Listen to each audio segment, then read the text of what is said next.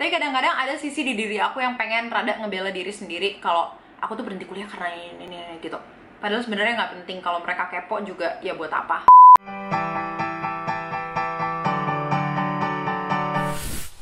Hai semuanya, aku Aci dan hari ini kita bakalan ngebahas tentang kenyataan berat yang harus diterima ya. Kalau misalnya kita memutuskan untuk berhenti kuliah, pasti ada kemungkinan kita gagal. Itu udah pasti. Kita melakukan apapun pasti ada kemungkinan berhasil dan pasti ada kemungkinan gagal. Cuma dari kemarin itu kan aku ngebahas tentang hal-hal yang menurut aku adalah sebuah keberhasilan ya buat aku loh ya, walaupun aku adalah orang yang berhenti kuliah. Nah tapi aku juga banyak ngeliat beberapa orang yang berhenti kuliah dan dia hasilnya beda lah ya sama apa yang aku hasilkan. Jadi di sini aku pengen nunjukin aja beberapa sisi dari keputusan untuk berhenti kuliah. Kalau emang kalian masih belum memutuskan untuk berhenti kuliah dan lagi struggling di sana, aku saranin kalian ngeliat semua sisinya. Apakah kalian cocok untuk keluar dari kampus atau memang kampus adalah jalan terbaik untuk kalian. Video ini kayaknya nggak bakalan panjang-panjang karena aku pengen langsung to the point aja, dan poinnya sebenarnya nggak banyak, cuma emang berentet kemana-mana. Hal-hal apa aja sih yang bisa bikin kita memiliki kemungkinan lebih besar untuk gagal setelah berhenti kuliah? Yang pertama, terus mengamankan diri di dalam zona nyaman. Kalian udah sering denger dong pasti kata-kata staying in your comfort zone atau get out of your comfort zone. Nah tapi untuk orang-orang yang lagi down dalam keadaan kayak mengambil sebuah keputusan besar kan ya, ini kayak gue harus berhenti kuliah nggak ya? Terus habis itu ngambil keputusannya, oke, gue berhenti kuliah. Nah setelah itu kan pasti ada transisi yang besar banget di dalam hidup kita. Kebanyakan dari kita ya stres dulu gitu loh, nggak tahu harus ngapain habis ini. Nah langkah yang salah di sini adalah kalau kalian berada di posisi itu terlalu lama. Istirahat tuh nggak apa-apa banget karena ya emang mungkin kita sangat amat butuh istirahat, tapi jangan kelamaan juga. Kita butuh apa ya? Kita butuh upgrade, kita butuh belajar juga. Walaupun kita udah berhenti dari tempat kita belajar sebelumnya ya, tapi kita tuh butuh banget belajar dan kita tuh butuh banget berjuang untuk diri kita sendiri. Kalau misalnya di saat itu kalian ngerasa oke, kayaknya gue susah banget nih keluar dari masa depresi gue, masa stres gue, apa ya, masa putus asa gue susah banget keluar dari sana. Kalau kalian ngerasa seperti itu, seek a professional help.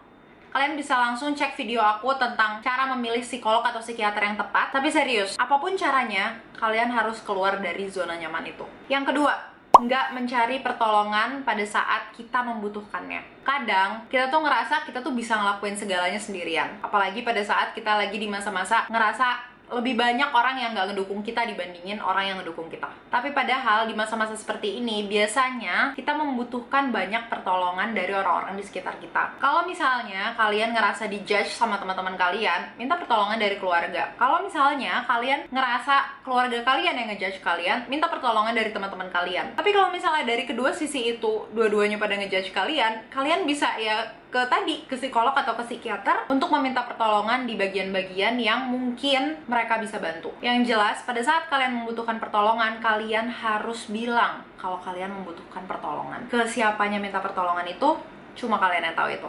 Yang ketiga, nggak mencari hal yang kalian suka atau bisa lakukan. Di poin ini aku pengen ngebahas jangan sampai kita tuh stuck di tempat yang salah lagi. Di beberapa video sebelum ini, aku udah sering ngebahas carilah hal yang kalian suka. Tapi, dari semua hal yang kalian suka, nggak semuanya akan menguntungkan atau memberikan efek yang dapat membangun diri kita menjadi orang yang lebih baik lagi. Tapi, banyak banget hal yang bisa kita lakuin. Kalau kalian suka nonton, coba belajar nulis skrip kah, atau kelas videografi, atau bikin YouTube, atau nulis buku. Kalau kalian suka makan, belajar masak. Siapa tahu suatu hari bisa buka catering atau ngejual makanan-makanan kalian. Coba aja berbagai hal dan lihat hal apa yang membuat kalian ngerasa kayaknya gue nggak apa-apa deh ngabisin waktu banyak di hal ini. Kayak dulu pada saat aku awal-awal keluar dari kampus, aku banyak banget bikin subtitle bahasa Korea, dan di situ aku bener-bener nggak tidur, sangat amat nggak sehat. Tapi intinya di situ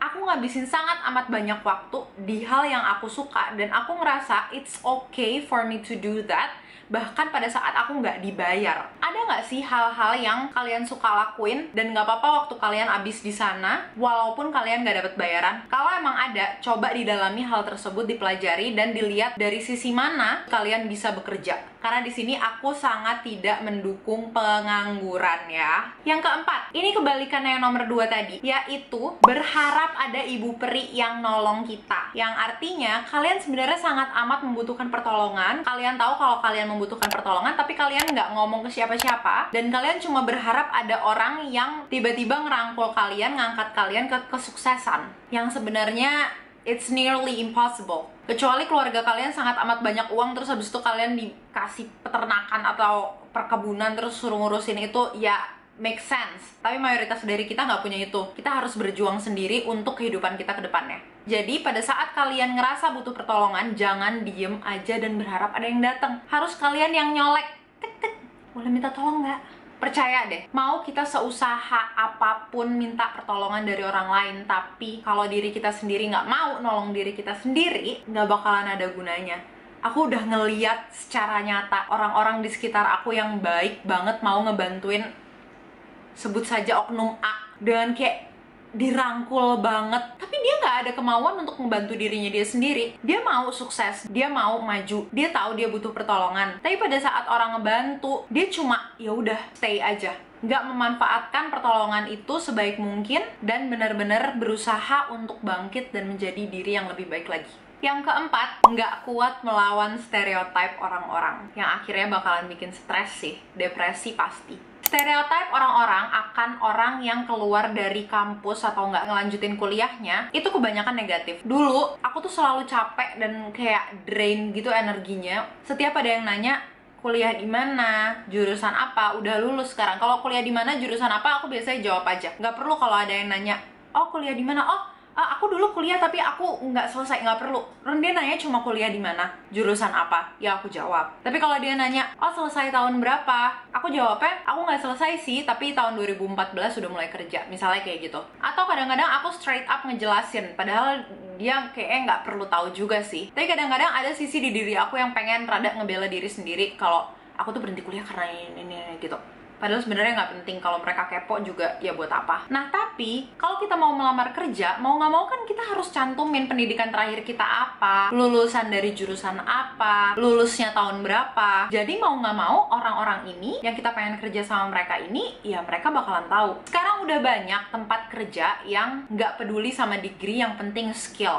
Alhamdulillah banget, aku udah pernah kerja di perusahaan internasional malah yang nggak peduli sama degree aku, mereka cuma ngelihat kemampuan aku aja. Aku juga tipe orang yang kalau aku nge-hire orang untuk kerja sama aku nggak bakalan peduli degree mereka apa, yang penting mereka punya skill yang aku butuhkan dan etika kerjanya bagus. Nah tapi gimana nih kalau misalnya kita harus kerja sama orang yang masih memiliki stereotip yang negatif akan orang-orang yang keluar dari kampus? Apalagi kalau misalnya kalian mau ngelamar kerja, terus di syarat-syarat pendaftarannya pun udah ada tulisan syaratnya lulusan S1 bla bla bla bla. Boro-boro nih gue adanya es cendol, es campur, es batu, ada gue kalau itu. Tapi kalau S1 nggak ada, gimana? Gue daftar aja nggak bisa. Nah, untuk melawan stereotip tersebut, kalian harus terus mengembangkan skill kalian. Kayak dilihat ya, sampai sekarang, walaupun aku udah belajar bahasa Korea selama 12 tahun, aku sampai sekarang pun masih belajar. Dan bukan cuma bahasa Korea aja, di luar itu, aku banyak banget belajar hal-hal yang menurut aku menarik.